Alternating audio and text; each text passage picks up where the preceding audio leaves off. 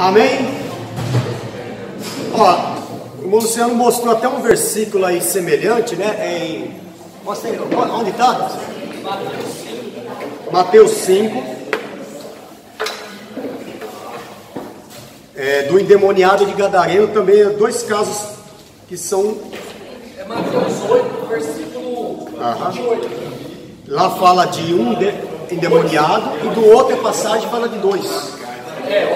Mateus fala de dois endemoniados, Marcos 5 fala de um. Fala de um. Que seria também o mesmo caso, tá? Seria também o mesmo caso. Ok? Nós falando aqui das traduções, para nós entrarmos já no livro dos apócrifos. Você aqui vê tem um versículo na Bíblia que fala assim, ó: amai-vos uns aos outros com entranháveis afetos. São alguns textos, irmãos, que nas linguagens atuais sofreram algumas alterações. Por quê? Porque essa palavra no grego, entranháveis, tá? Afetos. A palavra entranha aí, entranhar, na tradução original é tripa. É tripa. Vem de entranhas. E vem de dentro para fora, né? É tripa. Se fosse pôr no pé da letra mesmo, como está no original, eu tinha que escrever assim, ó: amai-vos com amores das tripas. Mas para a nossa cultura, porque está falando do sentido de dentro para fora. Mas o que na nossa cultura não... e na verdade tem sentido, não tem? Porque quando você está com medo, está apavorado, está nervoso, a primeira coisa que afeta é onde? É as tripas, é o intestino, né? Não é? Faz sentido, não faz? Mas aqui então aí o texto foi transliterado para nós como? Amai-vos, assim, ó, uns aos outros. Na corrigida antiga estava assim, com entranháveis afetos, e na tradução atual, amai-vos uns aos outros de coração. Que é isso que o sentido do texto está querendo dizer, tá certo? É o caso que sofreu algumas adaptações, é o caso, por exemplo, do Salmo 92, versículo 10, ali o salmista está dizendo: fortalece o meu chifre.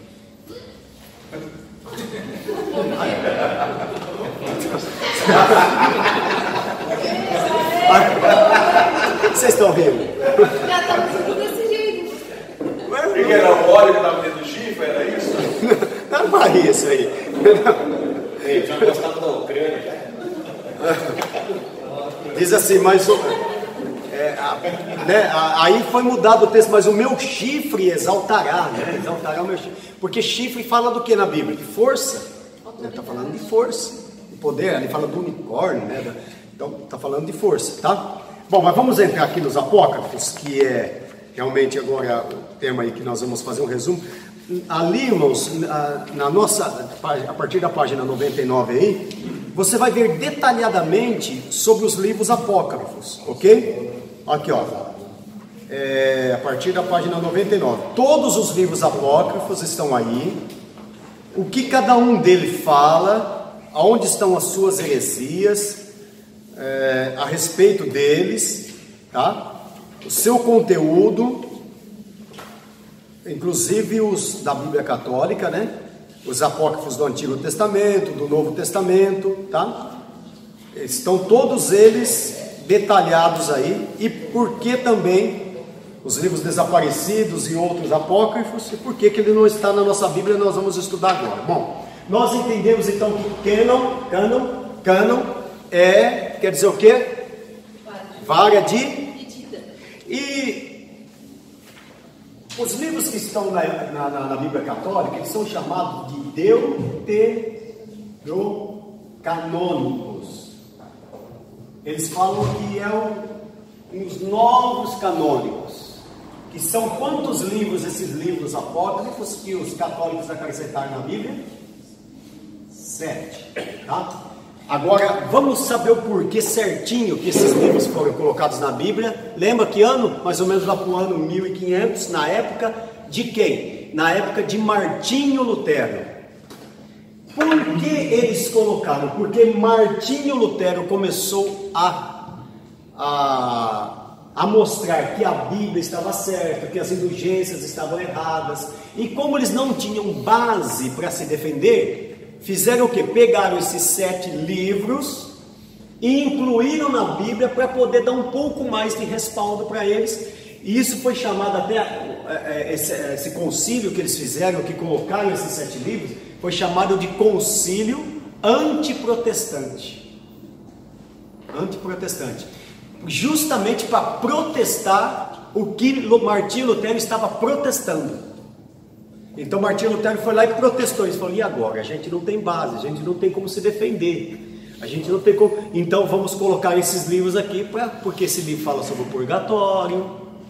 Esse livro vai falar umas coisas que eles queriam para dar base, tá? Chamada de Deuterocanônico, justamente só para combater Martinho Lutero, o que não resolveu muita coisa, porque a igreja protestante cresceu, a reforma cresceu da igreja, né?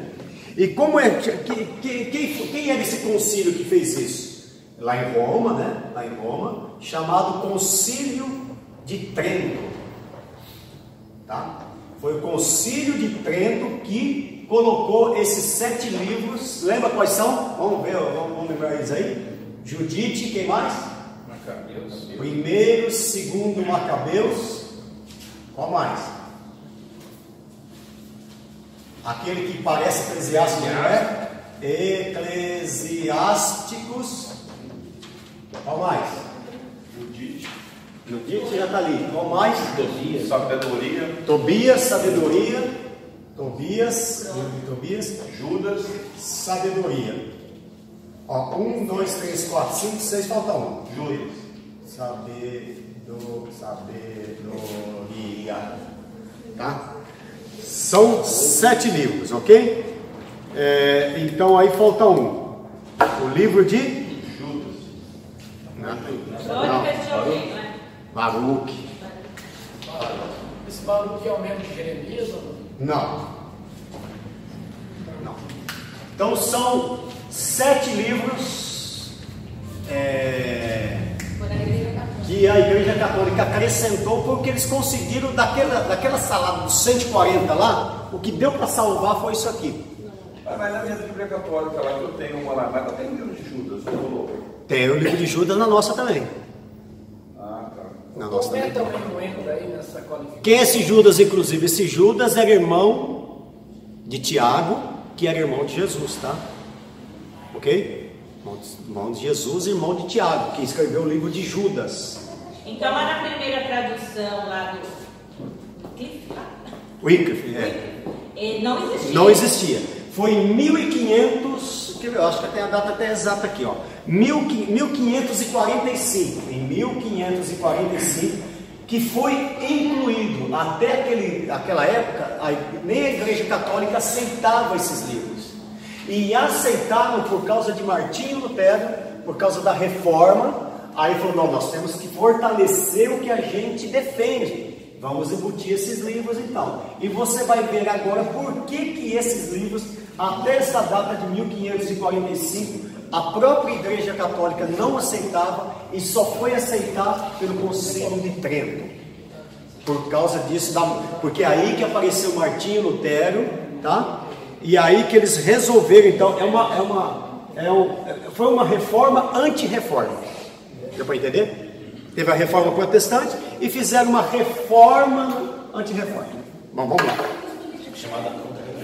Contra a reforma, né? Contra a reforma. Foi muito bem colocado. Bom, e sem contar também que eles incluíram, né? O livro, o capítulo 12, lembra? O capítulo 12 e o capítulo 13 de Daniel, eles incluíram alguns capítulos, alguns trechos no livro de Esther, também eles acrescentaram no livro de Esther, capítulo 10, versículo 4, capítulo 11, versículo 1 e 16, versículo 24, também foi acrescentado por eles no livro de Esther, que não tem no cânon sagrado, tá? Bom, vocês lembram a história do que eu falei do Daniel, né? São 2 capítulos, que um capítulo Daniel fala que de um dragão fez uma bola de piche, pôs na boca do dragão, explodiu o dragão.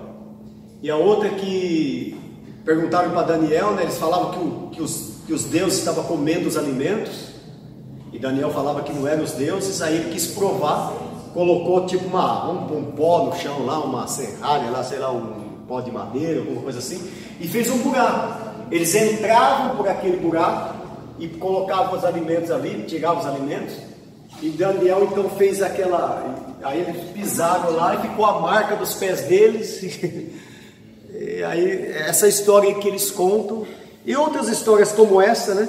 Vamos ver por que então os livros, esses livros aqui, ó, Judite, todos esses livros não são considerados canônicos. Por quê, irmãos?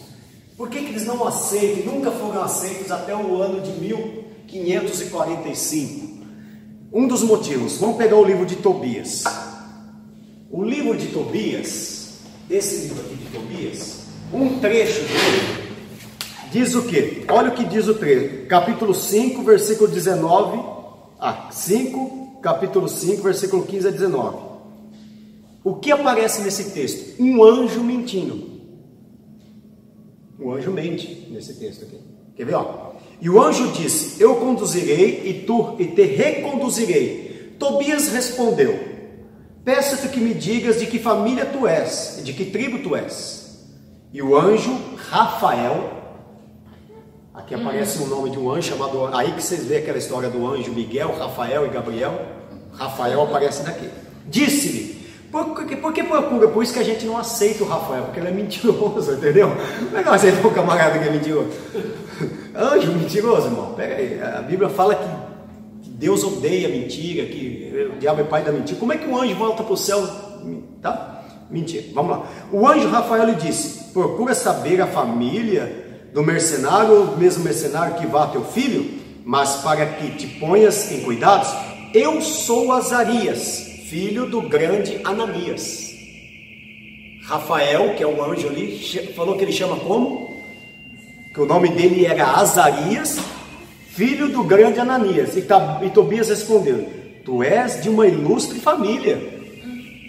Olha, você falou, gostei dessa família. Tu é de uma ilustre família. Mas peço-te que não te ofendas por desejar conhecer a tua geração. Ele não fica ofendido, porque pelo jeito Rafael falou num tom assim, que ele já achou que ele já estava. Por que você está perguntando isso? Né? Ele falou: eu sou Ananias, filho de Azarias, filho de Ananias. O Rafael fala que chamava outro nome. Então, mentiu. Ok?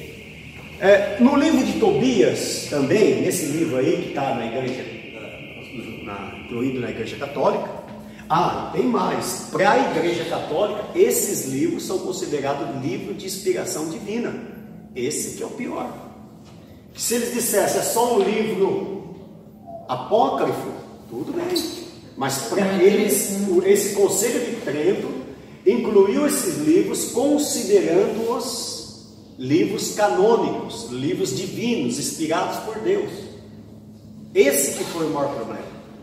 Você entendeu? Dizer que esses livros eram inspirados por Deus, que nós, protestantes, até hoje acreditamos como livros apócrifos. E vamos explicar depois um pouquinho mais sobre isso, tá? Vamos lá. Bom, aqui nós vemos algumas histórias nesse livro de Tobias, também algumas histórias fictícias, algumas lendas, inclusive absurdas, né? Olha o que diz o capítulo 6, versículo 1 a 4.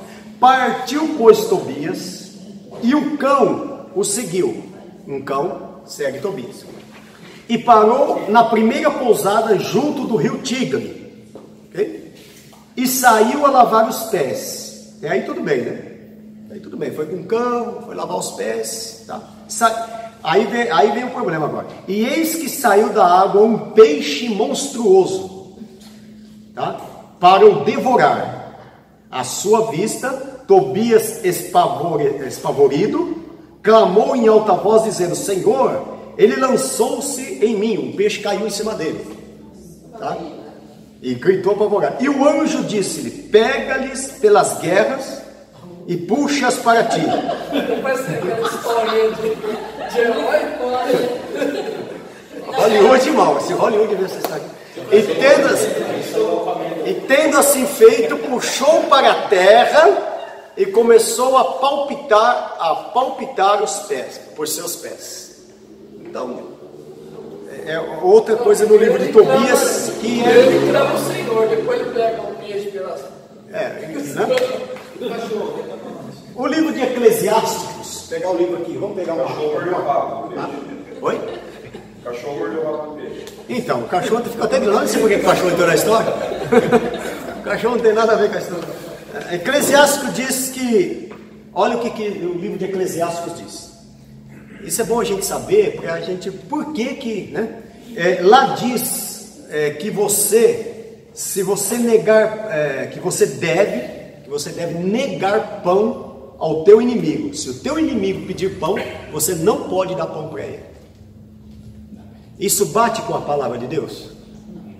Se o inimigo te pedir de comer, dá-lhe pão para comer, olha.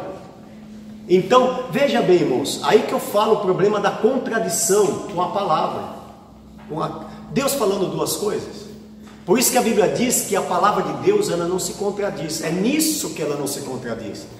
Que um texto dizer uma coisa e depois Deus lá na frente fala, mudei de ideia, não é isso que eu quero dizer, não. Tá entendendo? Então aqui diz, se o teu inimigo pedir pão, sabe se essa moda pega, meu irmão? Se o teu inimigo pedir pão, você deve negar pão a ele, você não pode dar pão para ele para comer, né? Isso aí fala em sabedoria? Isso está no livro de Eclesiásticos. Eclesiásticos. Vamos pegar a sabedoria então?